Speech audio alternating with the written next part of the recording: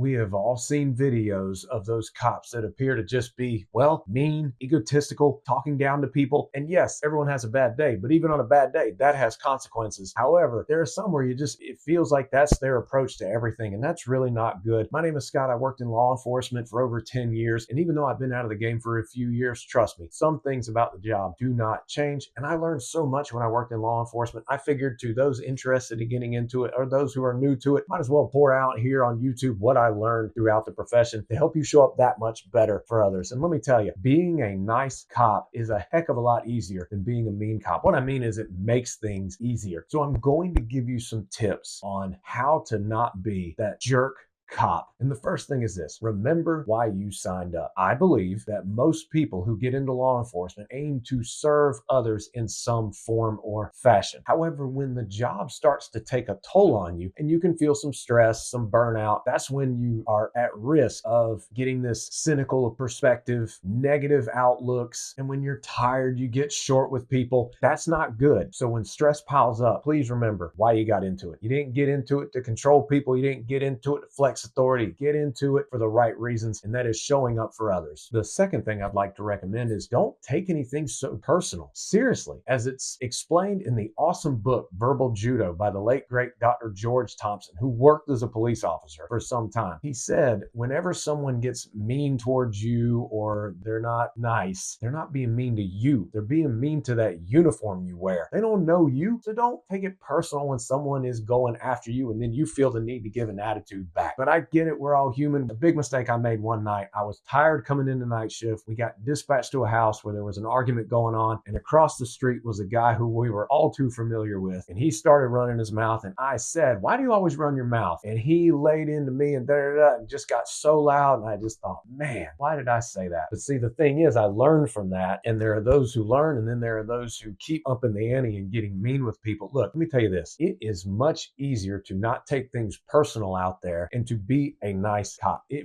really does make things easier when you're nice, have good communication skills, show empathy, respect. Even in dangerous situations, you still show respect. It will help. So don't take anything personal. The third tip I would like to go over is control your tone of voice. My mom used to always say when I was growing up, it's not what you say, it's how you say it. Law enforcement is definitely no different. When you pull over a car for, say, running a stop sign, and then you get out with the driver and you say, "Good morning, my name is Officer Schmuckatelli, and I pulled you over for violating General Statute 20-158B1. Chances are the driver has no idea what General Statute 20-158B1 is, okay? But if you get out and say, "Hello, I'm Officer Schmuckatelli, and I just pulled you over for running that stop sign back there. You have your license and registration with you." That's a little different. I was never a big fan of officers I worked with, which it wasn't many, who were just so robotic and just everything was flatline conversation. No, let's smile, let's laugh, let's have our tone go up when need be and have it mellow when need be, stuff like that. Just watch how you say things. Control your tone. Sometimes even in the most extreme moments, a calm voice being interjected into the moment can bring things back down. And it really doesn't help when an officer is condescending. We are all people. We should view each other as people. Go by the golden rule. Like I said, even when situations get bad, but do not jeopardize your safety. I'm not saying don't let people trample all over you or others. Number 4, the more training you have and the more training you invest your own money at times and your time into doing, you can't rely on the department to